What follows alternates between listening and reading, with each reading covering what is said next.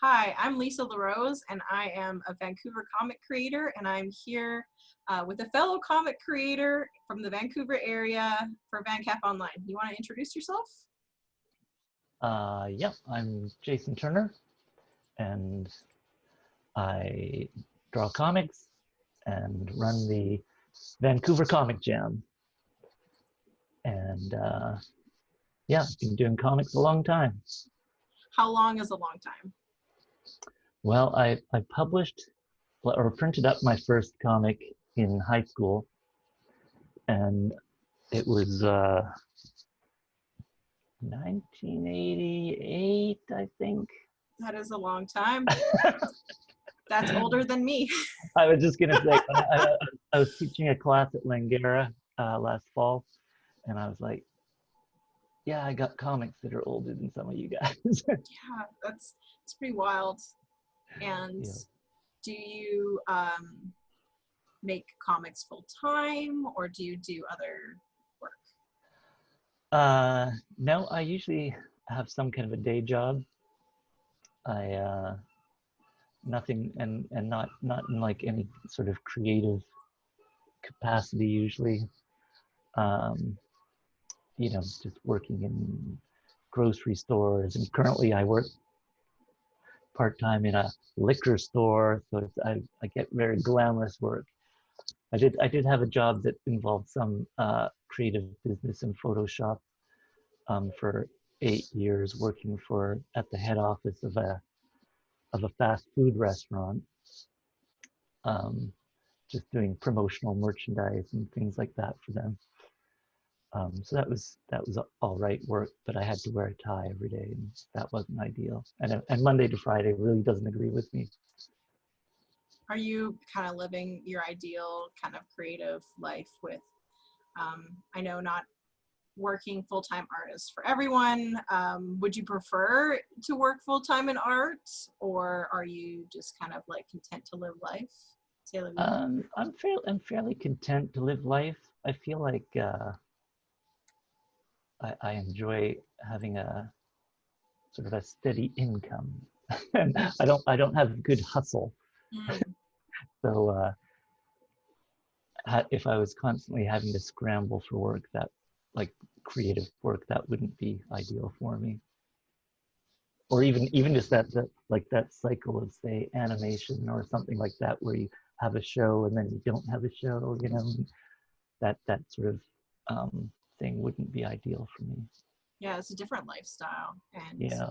I like to hear about everyone's different kind of artistic lifestyles because um, a lot of younger, I think, starting up artists have this idea that like the best life is making art full time or working for this big name company or something. And it's kind of like a little dose of reality of like, maybe that's not the best life Yeah, for, I don't think it is for everybody, it's not.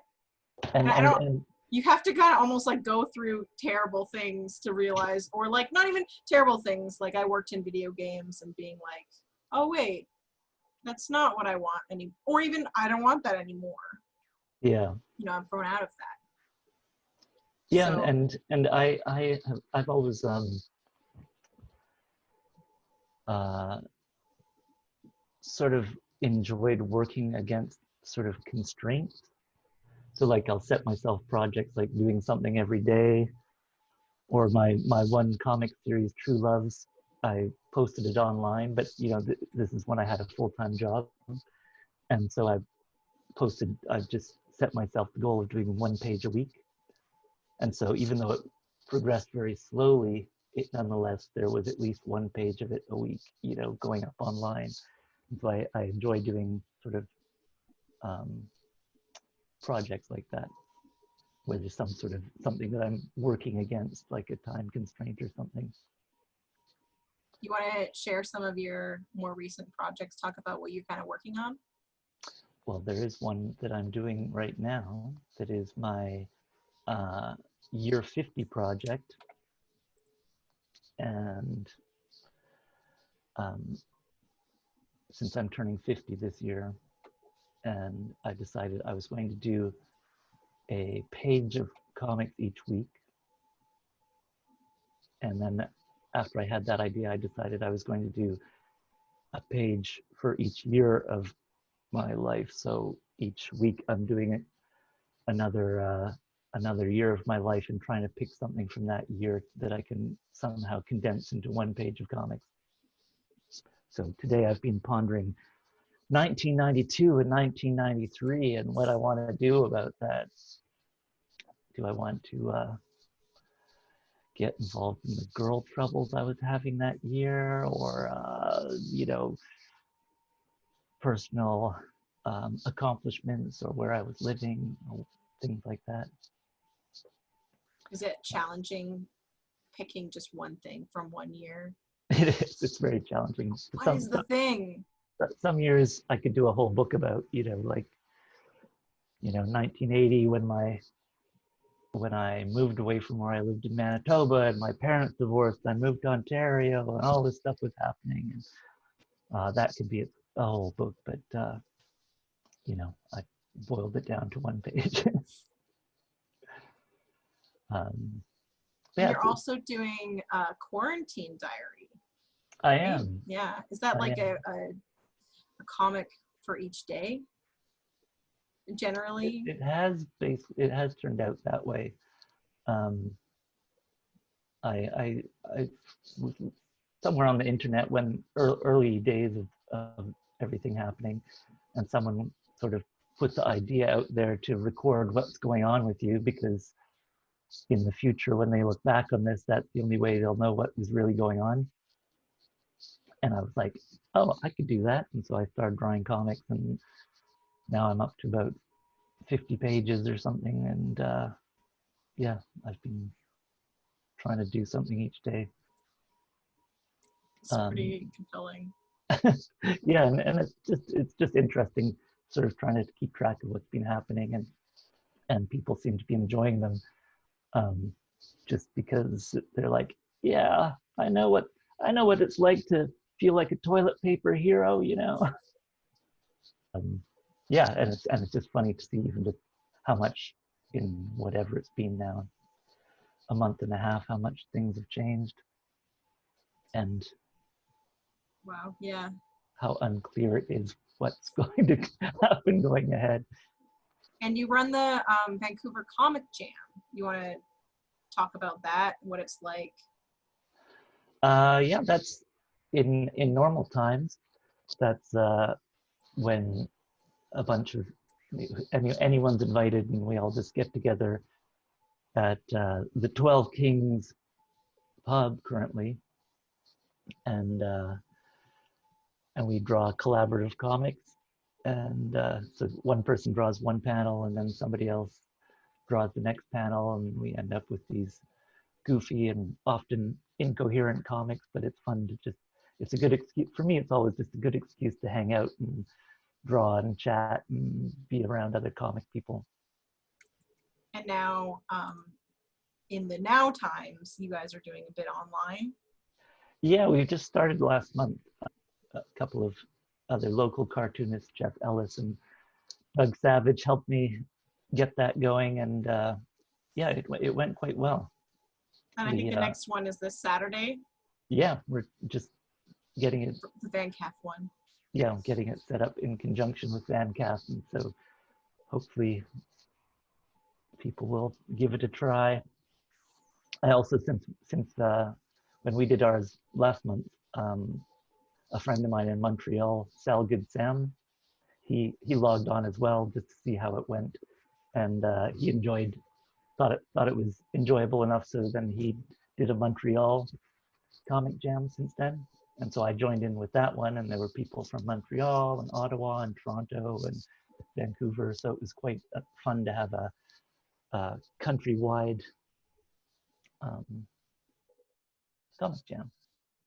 Yeah, that's what makes, I think, one of the cool things about the staying in and being online is that it's kind of like a global community now, instead of just like yeah, we're normally seeing locally. Yeah. So that's been pretty neat. Is there any advice you want to give to young creators who are interested in comics? What should they do? What should Well, they look out for? my advice is always to just keep at it, and a good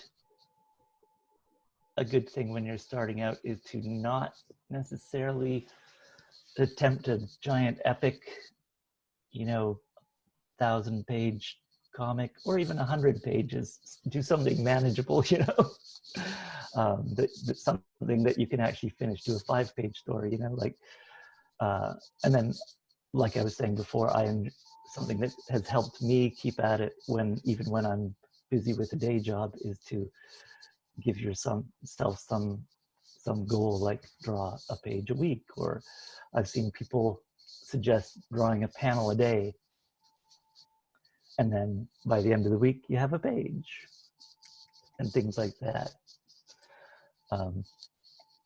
So that would be my advice. It's great to have ambitious ideas, but it's also good to have a feeling of accomplishment when you finish something. Is there anything that excites you about the comic scene in Vancouver?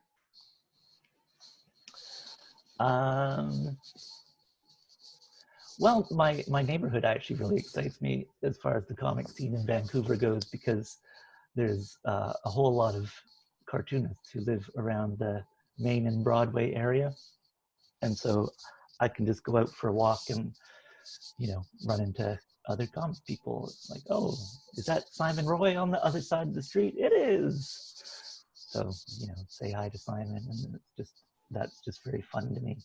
And that people will have book launches, and it's just around the corner from my house.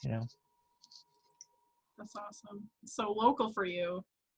It's very local, and it's the same with the comic jams, having them at the 12 Kings, because in the past I lived in North Vancouver for 10 years or 12 years or something, and and that was before I was running the comic jams.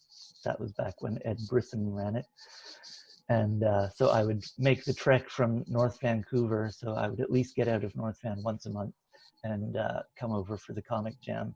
But then the last sea bus had sailed, and it would be an expensive cab ride to get home at 1:30 in the morning. So now that I can just stroll 5 minutes up to the 12 Kings, it's just delightful for me.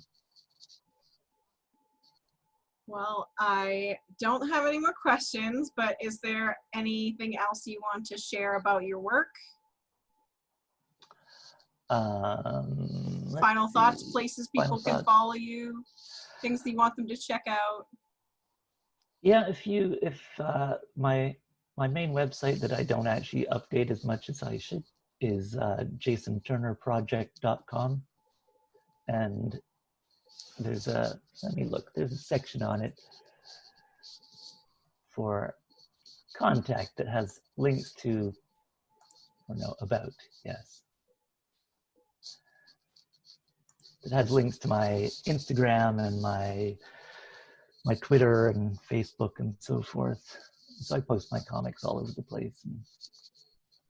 And we'll have, I'm sure, all the links down in the description of the video, so you can follow Jason, check out his new Year 50 project, and yes, the Quarantine Diaries. Outbreak Diaries. Outbreak Diaries. So they're really cool. You should check them out. And yeah, thank you so much for being on this interview. Thank you. And thank you to everyone watching and participating in VanCAF Online. Hopefully we'll see everyone in person next year at VanCAF in person. And feel free to come on out to the Comic Jam on Saturday. Yeah, Comic Jam online on Saturday. And I'm sure we'll be posting about that for VanCAF as well. Great. Cool. Thank you so much. Thank you.